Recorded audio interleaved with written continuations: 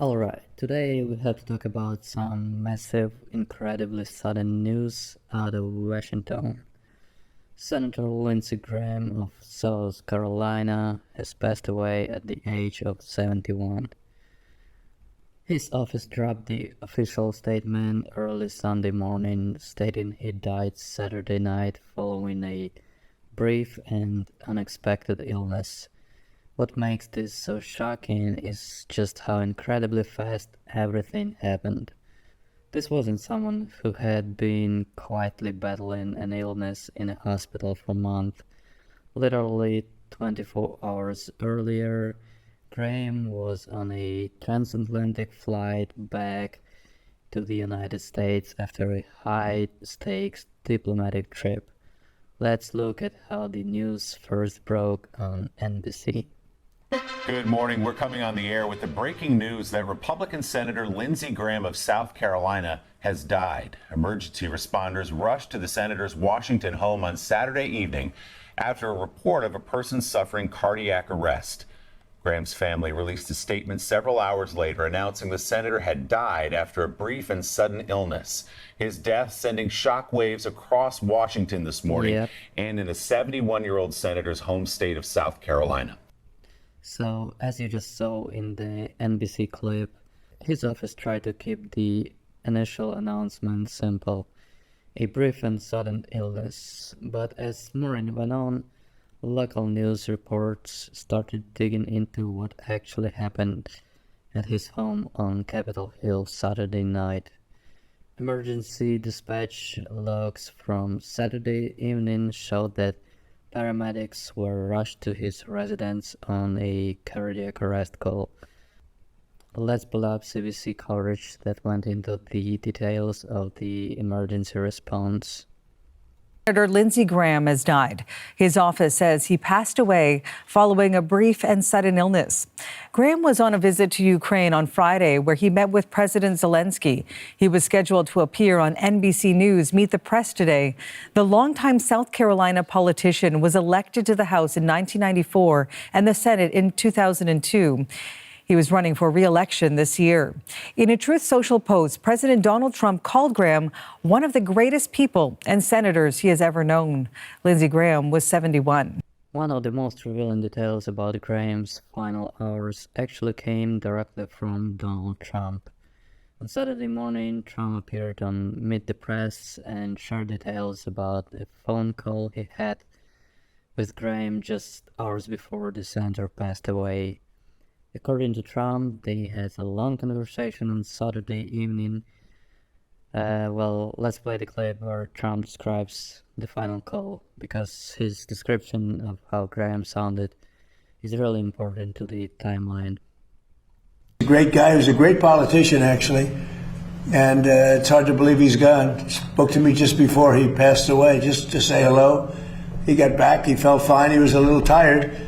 And then this whole thing happened, and it's tough. So that's a heavy detail. Trump says he sounded tired but perfect. It really paints a picture of how unexpected this was. Graham goes from talking on the phone with the President of the United States, planning their next political moves, to having emergency services dispatched to his house just hours later.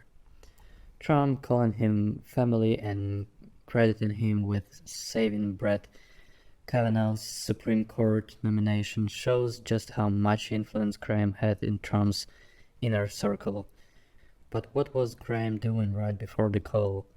He was in an active war zone. Just turning 71 years old, Willie, a couple of days ago, returning from Kyiv, where he toured drone production facilities with President Zelensky, announcing at the end of that meeting with Zelensky, good news that the White House agreed after more than a year to move bipartisan legislation in Congress that would issue sanctions on Russian oil. To understand why this is causing such a massive stir globally, we have to look at Graham's final public appearance. On Friday, July 10th, Graham was in Kyiv meeting with Ukrainian President Volodymyr Zelensky. Graham has been one of the absolute strongest Republican supporters of Ukraine since the war began. making 10 separate trips there. In his final appearance, he was standing outside in St. Michael's Square, surrounded by destroyed Russian tanks. And let's look at the actual footage of the final public appearance. I'm pleased to announce, as of about 30 minutes ago, we've reached agreement with the White House on a version of the Russian sanctions bill that they will support. It means it's going to become law. He looked entirely active and vocal there. He was visiting Ukrainian drone factories and talking about future defense strategies. But the most important thing he did on that trip wasn't just a photo op. He announced that he had successfully brokered a breakthrough agreement with the Trump administration on a massive new package of anti-Russian sanctions. This is a bill Graham had been working on for years alongside Democrat Richard Blumenthal. It was designed to completely cripple Russians' remaining oil and gas revenue, and he had just gotten Trump to agree to it. And then, less than 36 hours later, he's dead.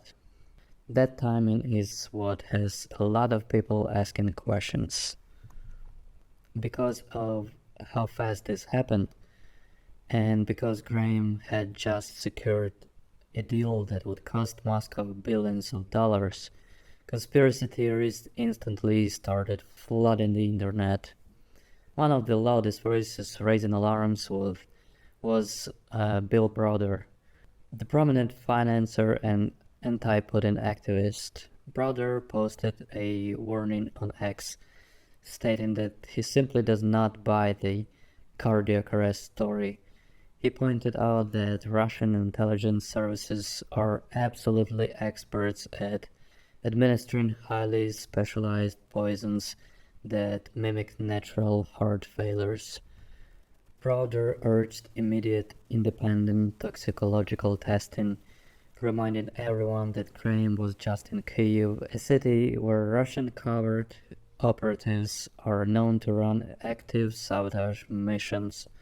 Right-wing figures like Laura Loomer also jumped in, pointing out that Russian nationalist ideologies like Alexander Dugin had previously called for Graham to be targeted.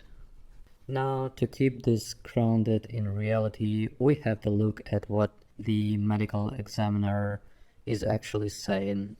On Monday, July 13th, the DC medical examiner released preliminary findings stating that Graham died from an aortic dissection. That's a physical tear in the inner layer of the body's main artery, which is often caused by high blood pressure or hardening of the arteries. However, the medical examiner also noted that the final death certificate is still pending full toxicological and microscopic testing.